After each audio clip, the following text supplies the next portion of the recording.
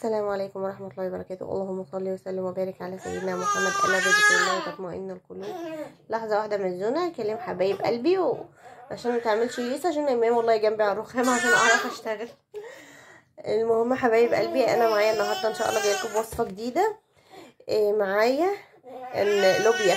طبعا عارفين اللوبيا كلكم، اللوبيا أهي أحسن من الفول اللي بيتعمل بيه طعمية. جايلكم أعمل بيه طعميه. فانا قشرت توم، طبعا فيها توم وده بقدونس وبصل اخضر ولوبيا وكمون وكزبره وفلفل اسمر وملح.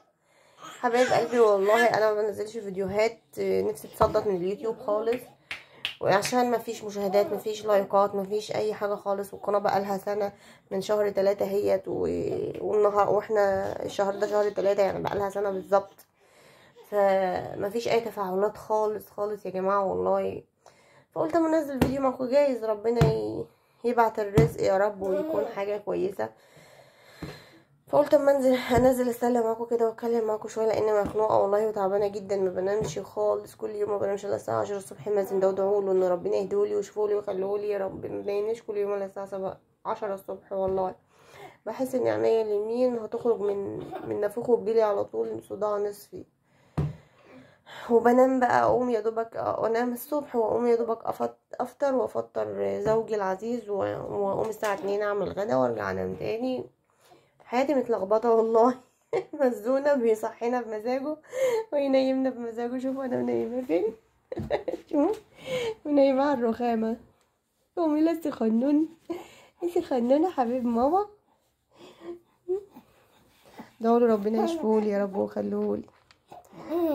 فهضربها معاكم بقى يا حبايب قلبي بالهاند بلندر، وهتبقى احلى واطعم. هي طريقه هنديه على فكره، جميله جميله جميله جدا. جربوها هتعجبكم. احنا جربتها امبارح الاول، قلت اما اجرب منها حبه لوبيا صغيرين امبارح على العشاء، فقمت نقعهم وضربهم في الهاند بلندر في الكبه، وقمت عاملاهم هما ضحكوا عليا، نسيت احط ملح ونسيت امبارح احط اي بهارات خالص، وقمت على طول عاملاها. بس حطيت اي بهارات بقى بعد ما طلعت وهي سخنه كده، بس كان طعمها تحفه، احلى من الطعميه بكتير. غيروا وجربوا تغيير حلو، الحياه تجارب. وجربوا الطريقه دي والله العظيم هتعجبكم جدا، وهتاكلوا صوابعكم وراها. واوفر من الفول دلوقتي بنجيبه بحاجة و40. اللوبيا ارخص منها، مش عارفة والله بقت بكام، بس اللوبيا دي عندي من زمان كنت احطها في التلاجة، وما شاء الله والله طعمها جميل جدا. جربوها وهتعجبكم وتنول اعجابكم ان شاء الله. هفرمها وارجع لكم تاني. اهي حبايب قلبي هقول لكم على خطوه كويسه جدا، انكم تضربوها وتنعموها جدا جدا، عشان لو ما نعمتش جدا هتفرول منك في الزيت. مره عملتها طعميه وفرولت مني من الزيت وباظت خالص. اصبر يا مازن هتقع. مفضله الرخامه والله منيمه عليه. لحظه حبايب قلبي هضربها كمان ضربه وهرجع لكم تاني. حبايب قلبي شايفين مش لازم تكون خضره، لان لونها هيبقى فاتح بعد ما تتحمر، اكنك بتحمري فراخ كده بقى طعمها جميل. لازم يكون القوام ده كده ناعم عشان ايه تتحمر على طول، ما تفرطش منك في الزيت. وجربوها وهتعجبكم ان شاء الله. جربوها بقى وهتعجبكم ان شاء الله، ويا رب تعجبكم وتنال اعجابكم. على رأي ماما حنان العسل اللي وحشتني اهي.